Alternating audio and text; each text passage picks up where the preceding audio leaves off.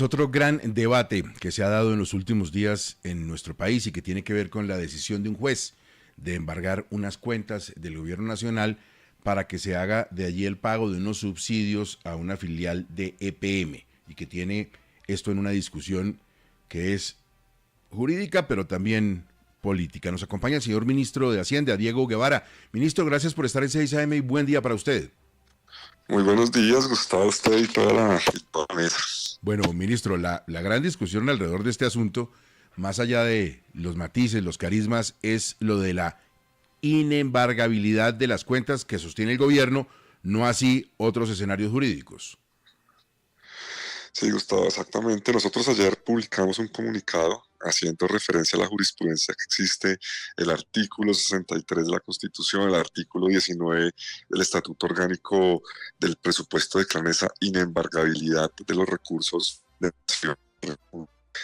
PGN. Nosotros somos respetuosos de la decisión del juez y procederemos con la ruta establecida en la ley, es solicitar el desembargo amparados en la ley. Creo que esa es la ruta y el camino. Seguramente tendrán discusiones jurídicas, pero en la jurisprudencia y en manos de toda la revisión, ayer de manera responsable no quisimos salir a los medios antes de tener toda una revisión muy juiciosa por parte del equipo jurídico y estamos preparados para pues responder las diferentes peticiones que surjan, pero por ahora solicitaremos el desembargo amparado en la ley. Y yo creo que acá hay que ser más preciso. Nosotros sí hemos venido pagando los subsidios. De hecho, hicimos un acuerdo con los gremios donde están todos los comercializadores, donde incluso está Afini. Aquí vamos a hacer 4 pagos en enero, febrero, marzo y abril para ponerlos con los subsidios y honraremos la palabra y seguiremos pagándolo, porque es que esto no es un tema solo de Afinia, es un tema de toda la cadena de comercializadores, donde por el choque de caja tuvimos un rezago y nos estamos poniendo al día no solo con subsidios, sino con el resto de rezagos que se tienen. Hemos hablado con los diferentes gremios para esto. Ministro, eso quiere decir que desde el punto de vista del gobierno es absolutamente imposible que se pueda llevar a la práctica el cumplimiento de una decisión judicial de embargo de cuentas del Estado. Sí, por eso está una jurisprudencia que nos ampara y tomaremos las decisiones para solicitar los desembargos en las diferentes cuentas de la nación, amparados en el Estatuto Orgánico del Presupuesto, en la Constitución y en la Constitución Nacional. Ministro, en las últimas horas su colega de Minas y Energía, Edwin Palma, dijo varias cosas, habló del gas desde Qatar, pero pues obviamente le preguntaron por el asunto de la energía. El ministro dijo, la próxima semana nos pondremos al día con los pagos del 93% de las empresas. Uno supone que eso también incluye a EPM, lo que haría la demanda o la decisión del juez inviable. ¿Es así, ministro? ¿Desde el Ministerio de Hacienda también se comprometen con lo mismo? ¿Cómo funciona técnicamente la operación? Es que nosotros enviamos unos recursos al Ministerio de Minas y allá se priorizan los recursos. Quizás la declaración del ministro Palma va en el sentido que hay muchas empresas pequeñas, en el caso de zonas no interconectadas, ya tuvimos una experiencia desafortunada en Bichada a comienzo del año, donde realmente esos recursos son para comprar el diésel de la planta, que no depende de todo el sistema. Entonces, allá hay una concentración. La realidad, más allá de ese porcentaje que ya lo define el ministro de cada cartera, es que nos estamos poniendo al día con todo, ya están las resoluciones y más desde la parte nuestra como Hacienda es ser consistentes con el flujo de caja para los plazos que acordamos con el gremio de generadores y de toda la cadena de la energía eléctrica. Ministro, se habían comprometido ustedes a pagar 1.5 billones de pesos desde enero hasta el mes de abril, pero hay muchas dudas sobre si se están efectuando estos giros. ¿Esta plata se está pagando puntualmente, ministro? Bueno, ya se pagaron 200.000 millones en enero, la próxima semana van a llegar otros 300.000 y completar el resto de subsidios, que no solo son los subsidios de energía eléctrica, sino de todo el sector de energía, donde también nos empezaremos a poner al día con los de gas natural, que tienen un rezago importante. Hemos empezado a ponernos al día con los de gas de GLP, que son los cilindros.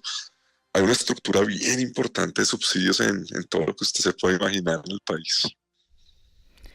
Ministro, precisamente a principio de este año tuvimos un apretón de caja muy duro, no se estaban pagando los subsidios, por ejemplo, de Colombia Joven, había algún atraso. También algunos contratistas pues denunciaron que no les pagaban desde diciembre. ¿Ese apretón de caja con el que arrancó este año ya está completamente superado? No, mira, yo creo que debo ser en esto muy transparente. Nosotros teníamos un rezago de 50 billones del año. Nos hemos puesto al día algo así como en 24 billones del año pasado y seguir cumpliendo las obligaciones. Lo que sí es cierto es que por la magnitud del choque, el rezago en algunos sectores, incluido el de subsidios, pues se va a mantener a lo largo del año ese rezago. Eso lo hemos hablado con diferentes sectores de contratistas de envías, con la Cámara Colombiana de Infraestructura. La magnitud del choque fiscal nos lleva a trabajar de manera conjunta con ellas, cumplir los pagos, pero vivir en el mundo del rezago. Y esto ya, pues para no extenderme tanto, va a toda la situación macro que hemos vivido de un choque muy importante de recaudo y sobre todo el ajuste necesario después de la pandemia en términos del nivel de deuda que estamos pagando juiciosamente al Fondo Monetario, los gastos de pandemia de FP que no se pagaron en la pandemia y acá tocó pagarlos porque si no Ecopetrol tampoco nos puede dar utilidades. Es un tema bien complejo la dinámica post-pandemia en términos fiscales.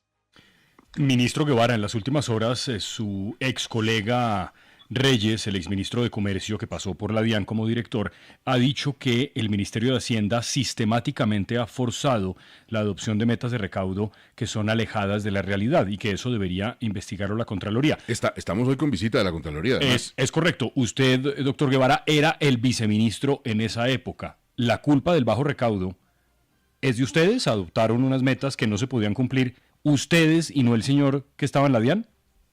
Yo creo que aquí hay varios puntos. Las metas las toma el CONFIS, el Consejo de Política, donde hacen parte el ministro, los dos viceministros. En ese momento yo fungía como viceministro general, el director de la DIAN, el director de Crédito Público y la Dirección de Presupuesto.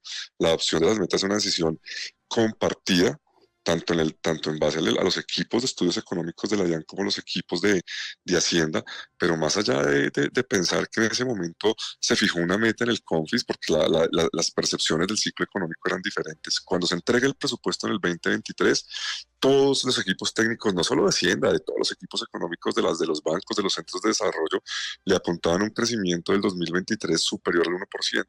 Y fue un crecimiento que después solo fue el 0,6. Eso empezó a afectar las cuentas.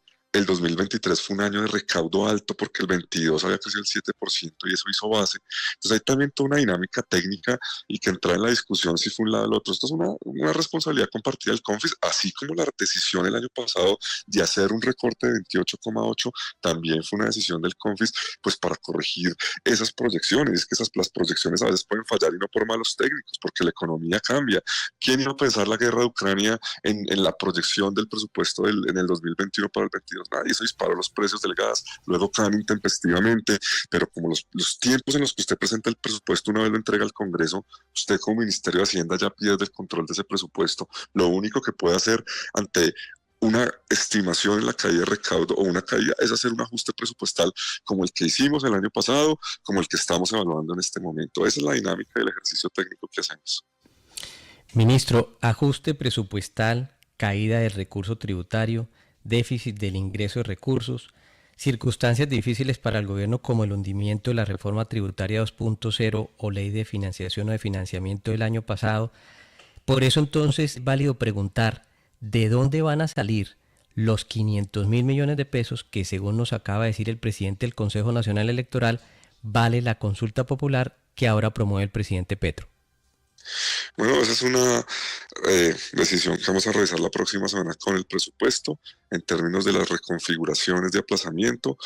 Hoy en el decreto, digamos, de aplazamiento que ya existe por los 12 billones, tenemos que hacer una reconfiguración e incluso revisar un monto mucho más grande de lo que estamos trabajando y quizás en esa revisión analizaremos esos costos de la consulta, pero más allá del análisis, creo que acá hay que respetar el procedimiento legal, su paso por el Senado de la República, pero la contemplaremos en los recursos disponibles en la Bolsa de Hacienda y en el aplazamiento y lo revisaremos ya más en detalle con el señor presidente. Doctor Diego Guevara, ayer se conoció el déficit del gobierno nacional central de menos 0,7% del PIB en el primer mes del año. Es el más alto desde el 2004. ¿Esto les preocupa a ustedes? ¿Viene un recorte superior al que usted ya había anunciado de 12 billones, luego 10? ¿El panorama es muy difícil? No, yo no he anunciado ninguno. Nosotros hicimos un recorte de 12. Yo he anunciado un recorte de 10, lo que hemos anunciado es la revisión de un recorte adicional por ese panorama, que no tiene que ver solo con el mes de enero. Creo que cuando uno revisa los déficits fiscales, mirar un déficit fiscal en términos mensuales no es un ejercicio riguroso. El ejercicio riguroso fue el plan financiero que presentamos en febrero, que reconocemos un déficit del 6.8% anual, que estaba por encima de lo esperado en el mercado del 5.4%, y eso nos lleva a tomar unas decisiones adicionales de ajuste en términos de mantener la sostenibilidad fiscal. Ese es el escenario y esa es la discusión, ese es el elemento en el que estamos trabajando hoy con todo el equipo técnico para ya concertar en las próximas 2 semanas la decisión con el señor presidente. Señor ministro, muchísimas gracias por su tiempo para 6 AM, muy amable. Muchas gracias, siempre Gustavo, hablar con ustedes. Un feliz día para todos.